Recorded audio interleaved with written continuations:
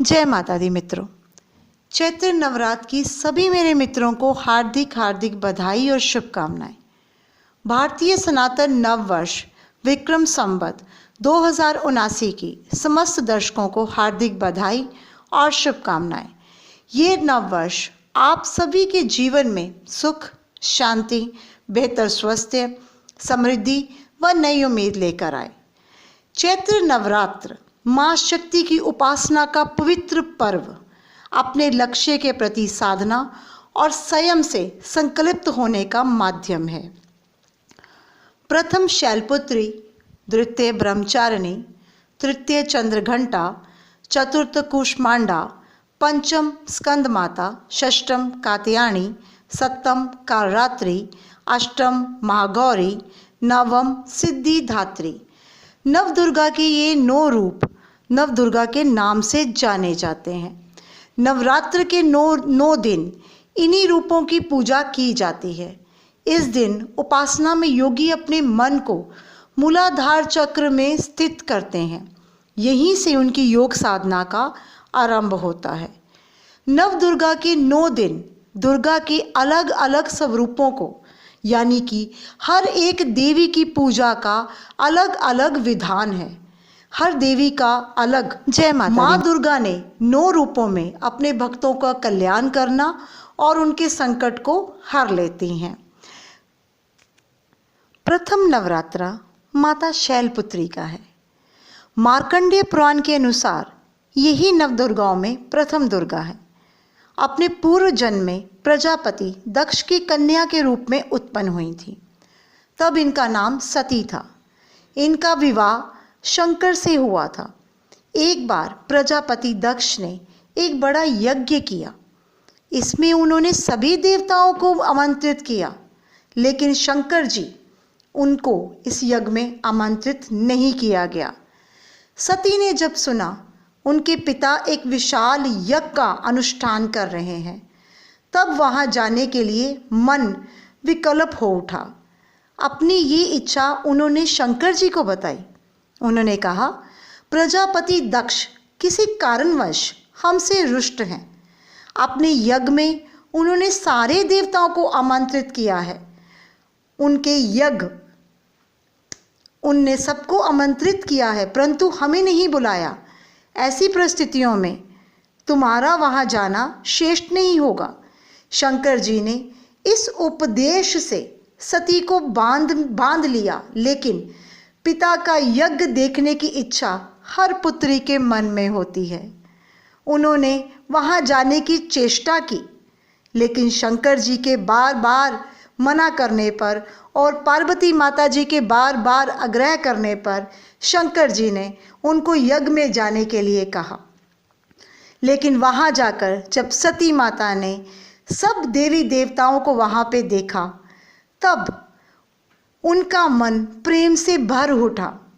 केवल उनकी माता ने स्नेह से उन्हें गले से लगाया। बहनों ने बात करी। परिजनों ने इस व्यवहार को बहुत अच्छे से उनको गले लगाकर उनका स्वागत किया, लेकिन भगवान शंकर के प्रति तिरस्कार का भाव भरा हुआ था। दक्ष जी ने उन्हें कहा कि मुझे शंकर जी को यहाँ आमंत्रित नहीं करना था। तभी सती माता ने हवन कुंड में अपने आप को भस्म कर दिया, अपने आप को जला दिया।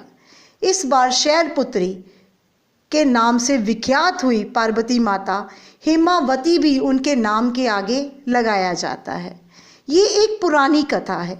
इस कथा के अनुसार ही शैलपुत्री माता का प्रथम नवरात्रा मनाया जाता है। प्रथम नवरात्रा शैलपुत्री माता के नाम से मनाया जाता है।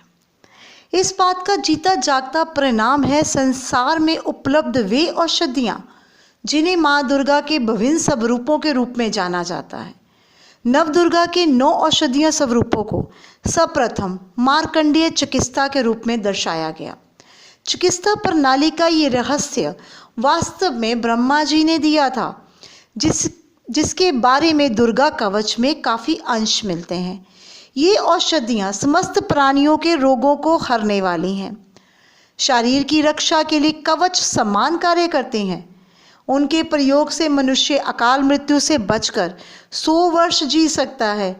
आइए जानते हैं इन दिव्य गुणों वाली औषधियाँ जिनको नवदुर्गा के नाम दिए गए हैं। प्रथम शैलपुत्री यानी हड़ड़।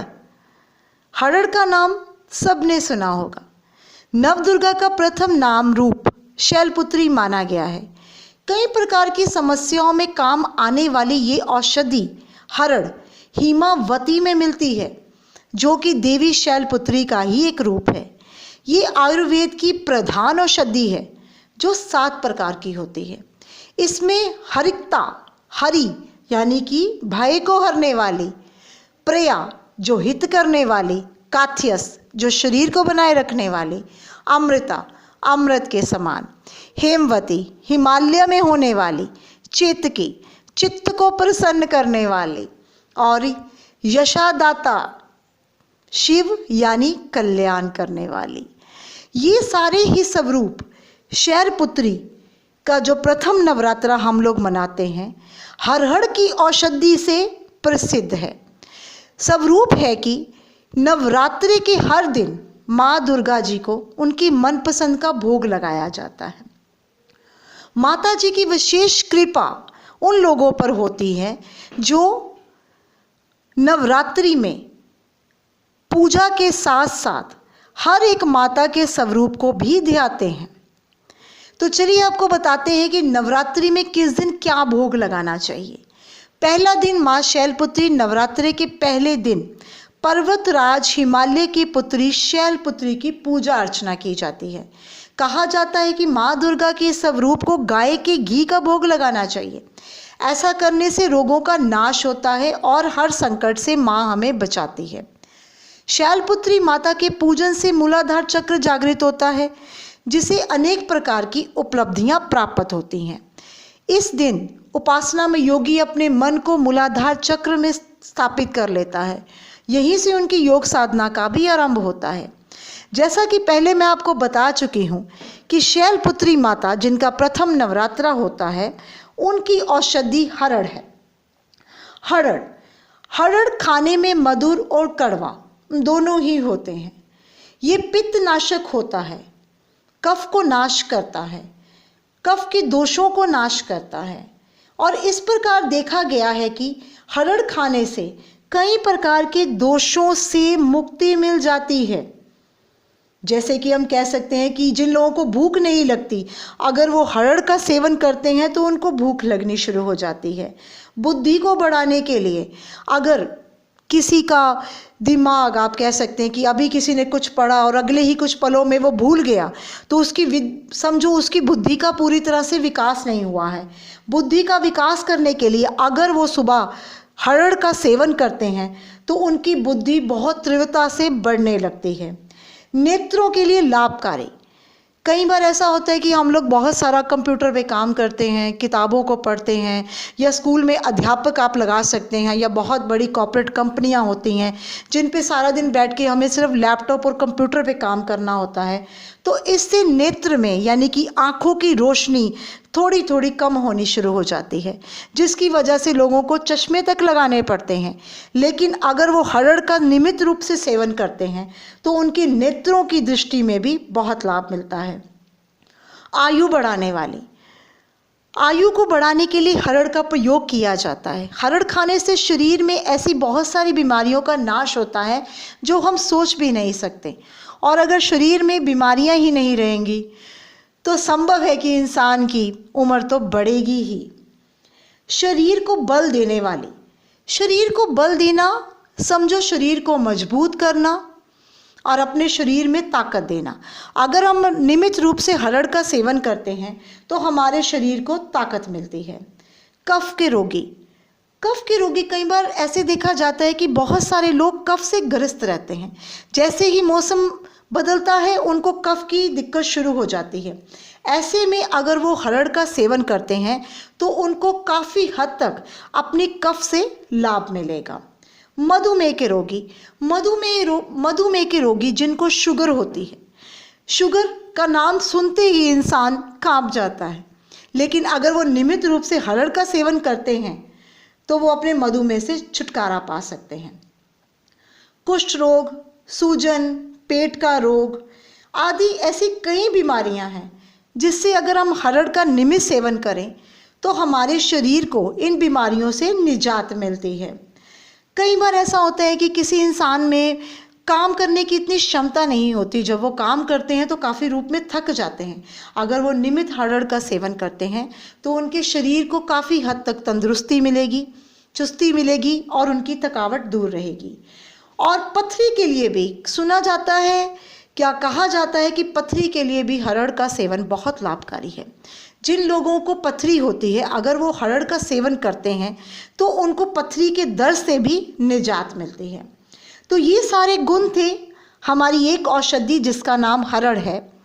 तो अगर हम हरड़ का नियमित सेवन करते हैं तो हमारे शरीर से कई प्रकार के रोगों का नाश होता है। तो अंत में हम लोग यही कह सकते हैं कि शैलपुत्री माता का पहला नवरात्रा जिसकी पूजा अर्चना सारा संसार करता है, तो उनकी ये एक औषधि खा के हम 100 बीमारियों से निजात पा सकते हैं और माता जी की पूजा अर्चना करके अपने सारे संकटों को दूर कर सकते हैं। ओम ऐं क्लीं चामुंडाय विच्चे स्वर मंगल मांगले शिवे सर्वाद साधिके शरणे त्र्यंबके गौरी नारायणी नमोस्तुते। आप सभी को चैत्र नवरात्र की हार्दिक शुभकामनाएं। माँ शैलपुत्री, माँ भगवती आपके सारे संकट दूर करे, आप सबको कष्टों से बचाए और सबके घर में धन की वर्षा करे। तो यही आज का मेरा विषय था। तो आप मेरे चैनल को सब्सक्राइब कीजिए, लाइक कीजिए और ज़्यादा से ज़्यादा इस वीडियो को शेयर कीजिए। तो अंत में जय माँ लक्ष्मी, जय माँ शैलपुत्री।